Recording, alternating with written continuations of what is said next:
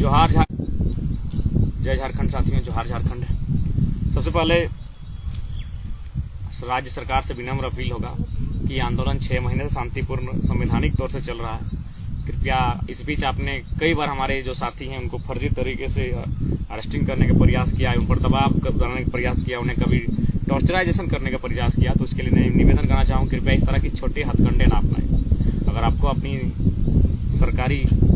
सरकार होने का अगर दम्भ दिखाना है तो उनको दिखाइए जो राज्य को लूट रहे हैं, जो राज्य को खोखला कर रहे हैं। इसलिए आपसे निवेदन होगा, ये जो आप कर रहे हैं, जो हमारे आंदोलनकारी साथियों के साथ, जिसमें हमारे रांची में 4 साथियों का अरेस्टिंग किया गया था, गाड़ी जब्त किया गया था, तो इसलिए माननीय सरकार से और उनके जो अधिकारी हैं उनसे निवेदन होगा कृपया पहुंची हरकत ना करें।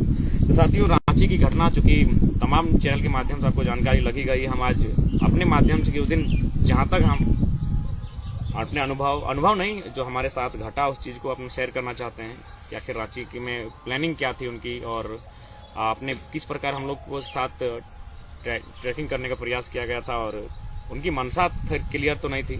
तो सबसे पहले हम लोग गए थे राजभवन में जो हमारे झारखंड में पंचायत सचिवालय के जो स्वयं सेवक होते हैं, उन स्वयं सेवकों का आंदोलन था और स्वयंसेवक बंधु जो थे लगभग काफ़ी संख्या में आंदोलन कर रहे थे। जामताड़ा आएंगे टिंकोली का, तो उनके समर्थन में हम लोग राजभवन पहुंचे थे। जहां तक हम लोग को सूचना मिली, क्योंकि हम लोग के भी साथी गोपनीय शाखा में रहते हैं, जो हमारे झारखंडी हैं किंतु अपने नौकरी के कारण बंधे हैं, तो जैसे राजभवन पहुंचे उसी टाइम से अरेस्टिंग की चर्चा हो रही थी कि अरेस्टिंग करना है। अब सवाल ये रहा कि मैंने अरेस्टिंग कैसे करना है, भीड़ में तो पॉसिबल नहीं है, भीड़ में अरेस्टिंग होने से फिर बवाल होता। तो इसलिए प्रशासन ने भीड़ समाप्त होने का और भीड़ से हम लोग का अलग होने का वेट किया।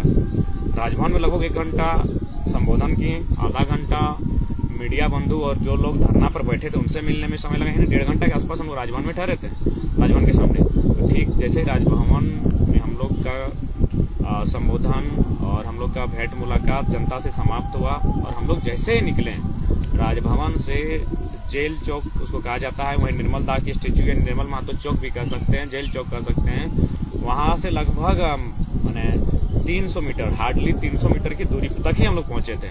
और हम लोग का गाड़ी को रोक दिया गया और गाड़ी रोका तो फिर हमारे जितने भी साथी थे गाड़ी में, हम लोग उतर के पूछे कि भाई क्या माजरा है। तो उस समय तक उनका जो यहाँ कंधा पे साउंड नहीं आता है, जिसको वॉकी टॉकी क्या बोलते हैं, वायरलेस जो मोबाइल होता है उनका, जो पुलिस लोग का अपना अलग मोबाइल होता है ट्रैफिक पुलिस का, वो यहाँ बज रहा था। वो ऐसे करके बोल रहे थे, हेलो सर, सफ़ेद गाड़ी तो मिल गई है।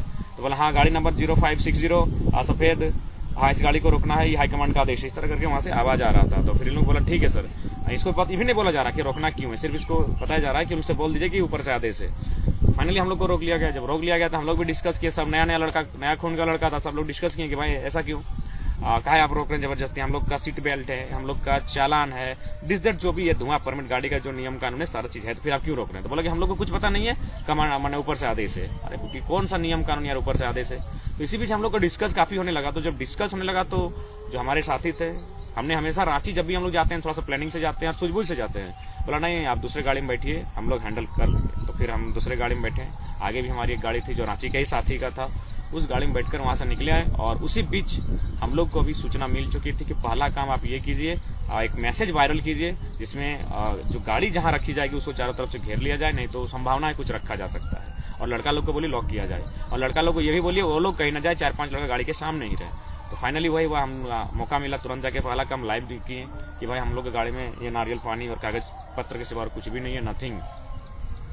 और फाइनली जो हमारे साथी थे जिनको नामकुम थाना ले जाया गया और बाकी गाड़ी को लालपुर में रखा गया, और जो क्षेत्र था वो कोतवाली थाना क्षेत्र था, यानी 3 थाना मैंने कुछ मिनटों में एक्टिव हो गया।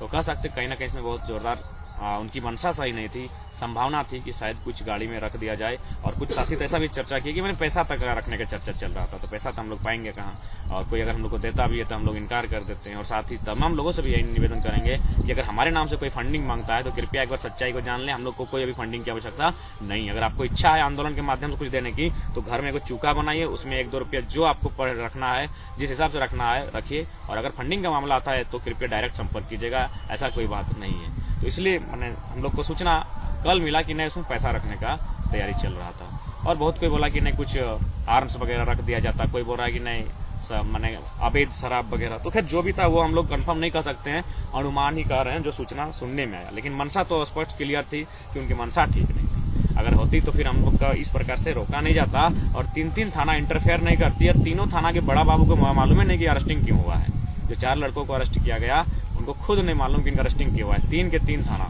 तो कहीं ना कहीं ये बहुत ही गलत मानसिकता है, ये ऐसा नहीं होना चाहिए। और बाकी हम लोग को जहां अपना एनालिसिस लग रहा है, जो बहुत सारे बातें जो मीडिया के माध्यम से सामने आ रही है कि इससे पहले जो भी हम लोग का आंदोलन होता था वो धनबाद और बोकारो और कुछ गिरिडीह के गांवों में हम लोग करते थे। गांव में जाके लोगों को समझाते थे, गांव में जाके सरकार की बुराइयां करते थे। लेकिन राजभवन में यानी रांची राजधानी के बीचों बीच उसी अंदाज में भाषण देना, उसी अंदाज में IAS IPS जो लुटेरे हैं उनको लताड़ देना, पिंटू चिंटू मिंटू को लताड़ देना, राज्य सरकार को वही मूर्ख मंत्री घोषित बोल देना, ये मैंने बोला कि यही शब्द आपका सबसे लिए ज्यादा घातक हुआ। तो हमने स्पष्ट कहा 302 लगे, लेकिन जो सच्चाई है उसको अपना गांव में नहीं, तोपचांची में नहीं, राजधानी रांची में राजभवन के सामने उन बातों को रखने का साहस रखते हैं।